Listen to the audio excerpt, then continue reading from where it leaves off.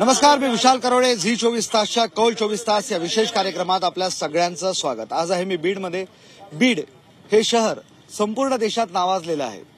महत्वाचं म्हणजे बीड नावाजलं आहे त्याच्या दुष्काळासाठी, बीड नावाजलेलं आहे त्याच्या मागासलेपणासाठी आणि बीड नावाजलेलं आहे इथल्या राजकारण्यांच्या नावानं सुद्धा. या सगळ्यामुळं बीड शहराचा, बीडच्या मतदारसंघाचा विकास झाला का, तर याचं उत्तर कदाचित मतदार राजा देईल.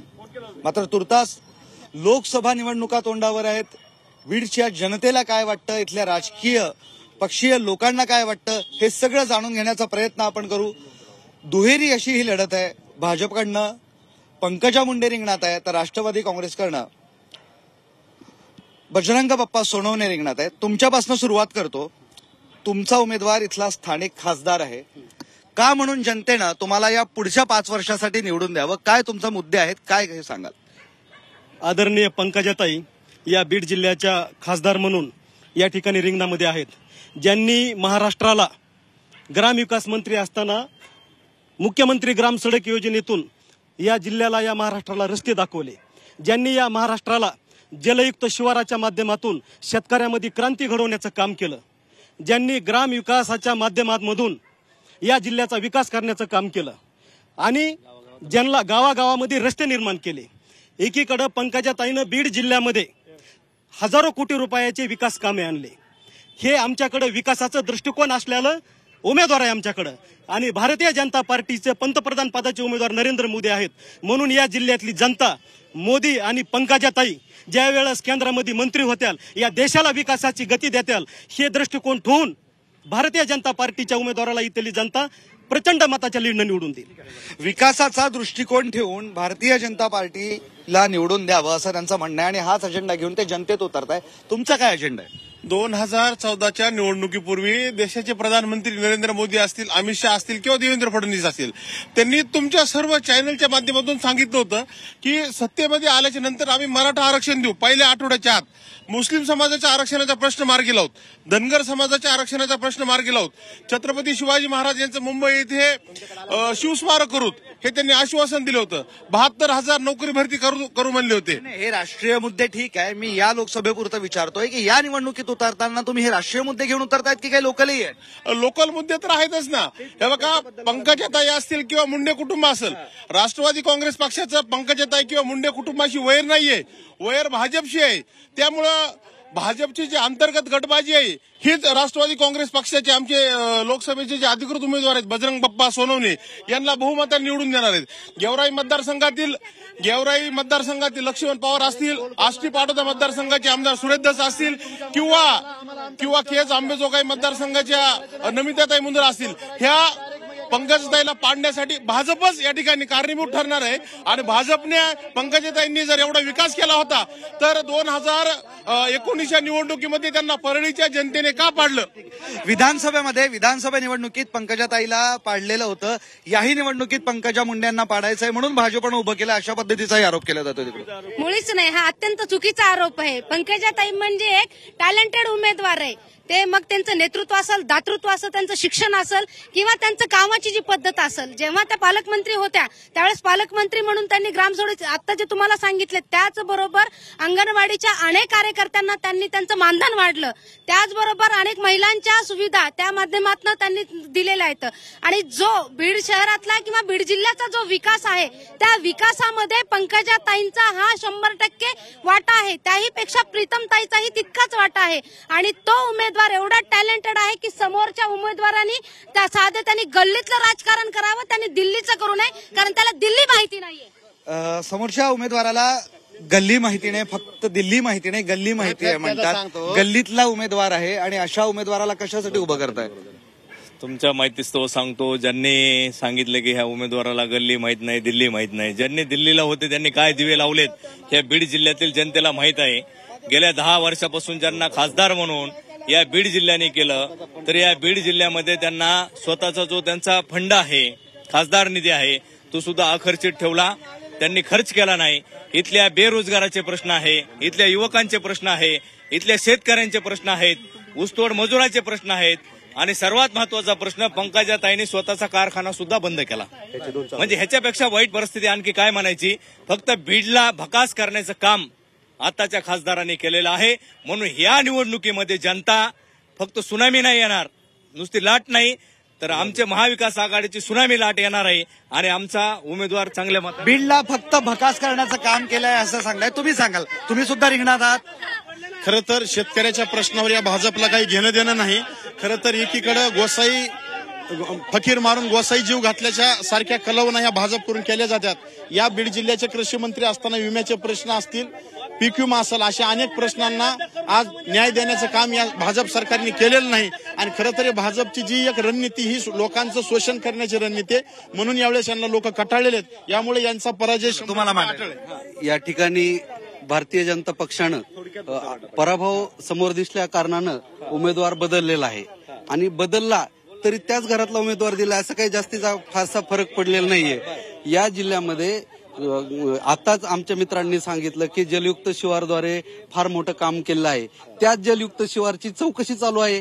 कालपर्यंत धनंजय मुंडे असतील, अमरसिंह पंडित असतील यांनीच पंकजाताईवर आरोप प्रचंड केले आहेत आणि आज हेच लोक त्यांच्यासाठी मतं मागणार आहेत. मग केलेले आरोप खरे आहेत का मतं मागायचे हे खरं आहे, हाच या ठिकाणी जनतेसमोरचा अगदी खरं आहे. काही महिन्यांपूर्वी एकमेकांवर प्रचंड आरोप सुरू होते आणि आता ते सगळे एकत्र आले. खरं तर राजकारणात काहीही शक्य आहे म्हणतात आणि त्याची प्रचिती आपल्याला बीड जिल्ह्यात वारंवार येते. वंचित बहुजन आघाडीनं सुद्धा उमेदवार निवडणुकीत ठेवलेला आहे. काय तुमचा अजेंडा आहे जनतेसाठी? आमचा अजेंडा असा आहे, कर्मचारी पोशिंदारे हेच झालेत आहे. या लोकांपर्यंत जलजीवन जे म्हणायला झालेलं आहे ते आतापर्यंत जलजीवन लोकांपर्यंत पाण्याचा विषय पोहोचलेला नाही. त्यामुळे आमचं म्हणणं आहे की हे जे आहे हे तडी पार झाले पाहिजे.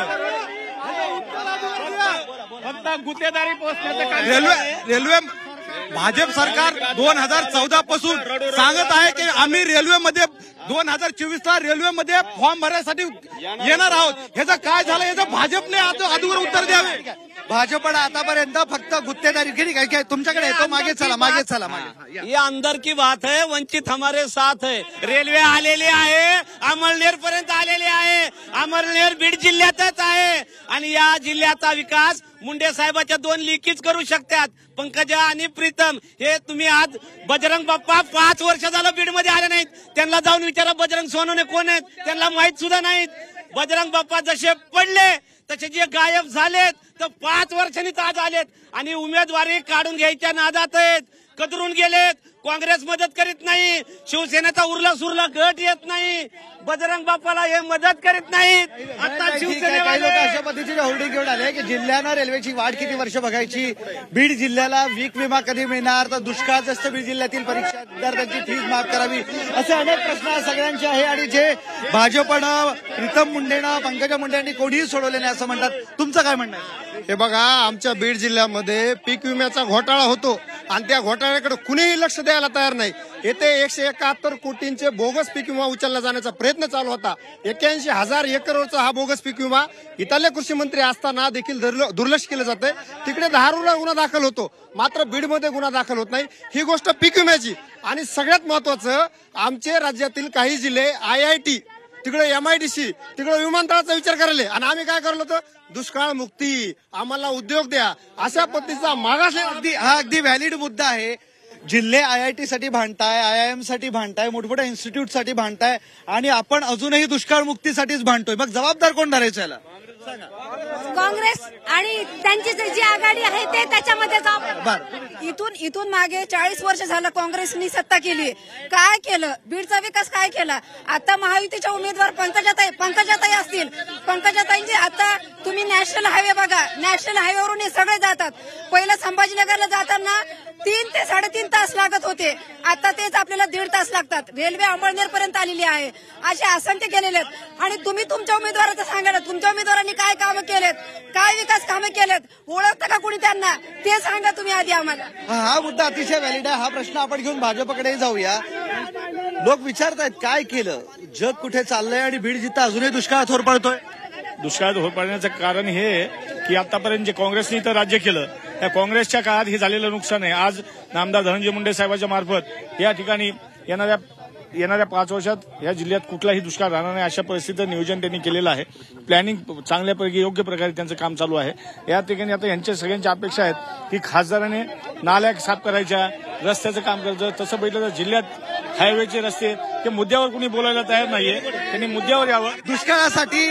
दुष्काळासाठी काँग्रेस जबाबदार आहे म्हणतात. मागील 10 बीड जिल्ह्यात जे आहे, बीड जिल्ह्यामध्ये आगापर्यंत भाजप सरकार आहे 10 वर्षापासून. आणि भाजपने बीड जिल्ह्यात काय दिलं? MIDC ला जाऊन बघा तुम्ही.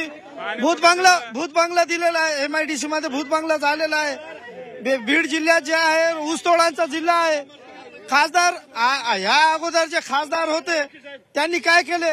प्रीतमताईंनी. ठीक आहे, काय तुम्ही काय सांगाल? कसं काँग्रेस जबाबदार नाही या सगळ्यासाठी जे आरोप होतात? ये आरोप बिल्कुल गलत बात है. 10 साल से अभी वो हुकूमत में है. उनका काम है कि बीड़ की जो है बेरोजगारी का मुद्दा, ये सबसे बड़ा है. बेरोजगारी का मुद्दा है. इसके ऊपर बीजेपी सरकार का कुछ काम नहीं है. आने वाली जो है लोकसभा में बजरंग सोनवणे अगर जीत कर आते हैं तो इस एक प्रश्न तुम्हाला मला विचारायचा आहे. हे जे सगळं दाखवत आहे हे खरं आहे की खोटं? हे खरं आहे सगळं. कारण तुम्हाला सांगतो, या सरकारने, हे केंद्रातलं सरकार असो राज्यातलं सरकार असो, या सरकारने काय केलं? 2000 रुपये महिना चालू, 1000 रुपये महिना चालू केला, 500 रुपये महिना चालू केला. हे सर्व फसवा आहे. 400ची खताची गुणी आज 1600 रुपयाला झाली. हे काय खरं झालंय? हे लोकांच्या आत्महत्या व्हायला, शेतकऱ्याच्या आत्महत्या व्हायला, हे काहीच खरं झालं नाही. हे सरकार नुसतं गाजर दाखवतंय. हे नुसतं काही शेतकरी आलेले आपल्यासोबत. या पुढे काय म्हणताय सांगा. जिल्हा भाव नाही 83 दिला. 6000 होता त्यावेळेस भाव, आज 83वर आणला. कुणी आणला? भाजप सरकारने. भाजप सरकारला पाडायचंय आणि बाप्पाला 3 लाख लीडनी निवडून देणार मी. 3 लाखांनी शेतकऱ्याचा खुटाऊट केला भाजप सरकारने. शेतकऱ्याला भाव कापसाला दिला का? 43 माझ्याकडे 50 क्विंटल सोयाबीन आहे. बजरंगप्पा तुमचा उमेदवार कसं सोडवू शकेल हे प्रश्न? मग हा सोडून आल्यानंतर बदल करायचा. बीड जिल्हा बदल झाल्याशिवाय पर्याय नाही. हम दोबारे साथ है. बदल झाल्याशिवाय बीड जिल्ह्यात बदल. थांबा तुम्ही बोलले बीड जिल्ह्यात बदल हवाय, त्याशिवाय बदल नाही म्हणतात. हे पहा, हे जी काँग्रेसची विरोधी इंडिया आघाडी आहे यांना भारतीय जनता पार्टीच्या विकासावर बोलण्याचा मुळीच अधिकार नाही. रेल्वेच्या प्रश्नाला, रेल्वेला कधी बजेट आलं? ज्यावेळेस भारतीय जनता पार्टीचं सरकार केंद्रात आणि राज्यात असेल त्यावेळेस या ठिकाणी बजेट येतं. ज्यावेळेस यांचं सरकार असतं त्यावेळेस 1 रुपया बजेट येत नाही. आणि दुसरी गोष्ट, 2 वर्ष करोना होता त्यामुळे रेल्वेचं काम बंद होता. दुसरी गोष्ट सांगतो, 1 रुपया सांगा तुमचा मुद्दा मांडा.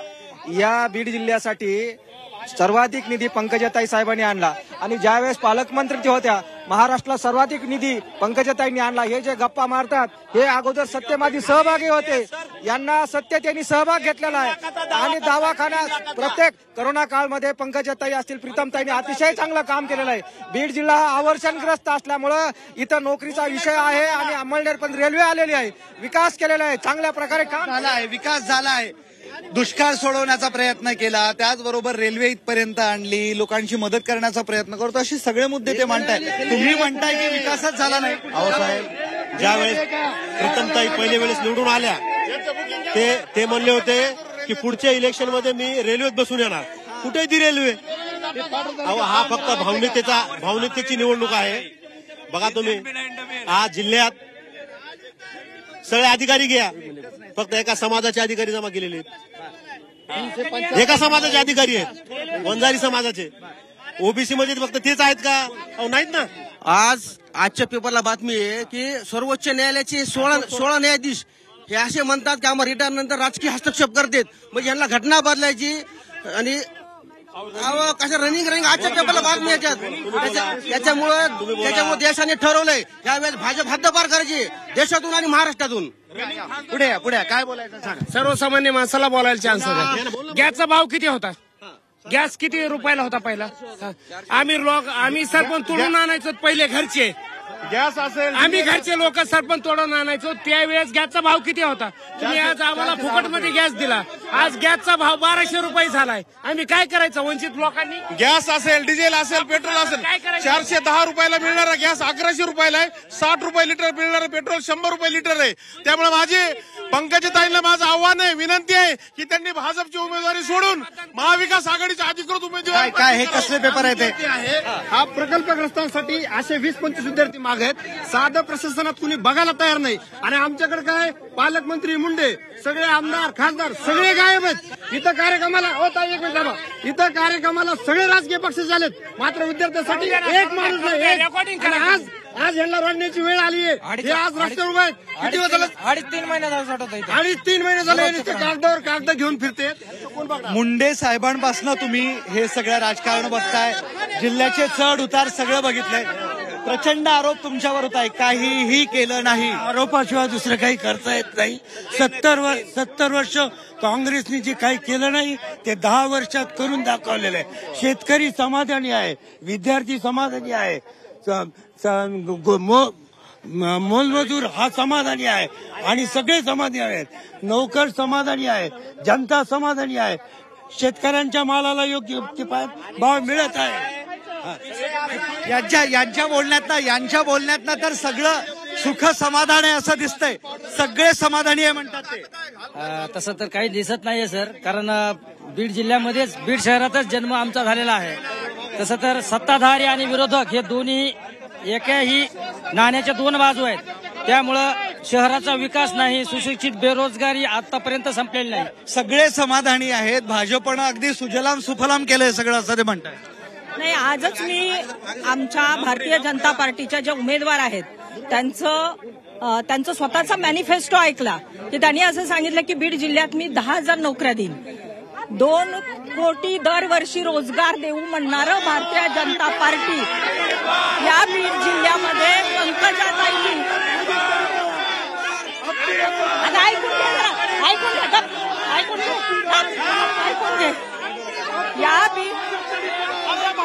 या बीड जिल्ह्यामध्ये रेल्वेचा प्रश्न पण आपण अशा पद्धतीने गोंधळ केला तर आपण बोलू शकणार नाही, आपण मुद्दे मांडू शकणार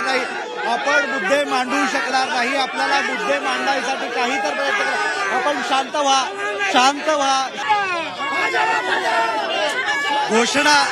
घोषणाबाजी प्रचंड सुरू आहे. कोणीही कोणाला ऐकून घ्यायचं तयार नाही. खरं तर बीड जिल्ह्याचे अनेक प्रश्न आहे. बीड जिल्हा दुष्काळी आहे, बीड जिल्ह्यात रेल्वेचा प्रश्न आहे, बीड जिल्ह्यात उद्योगांचा प्रश्न आहे.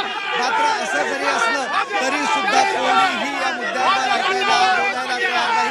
कदाचित बीड जिल्ह्याला विकासाची चर्चा करायची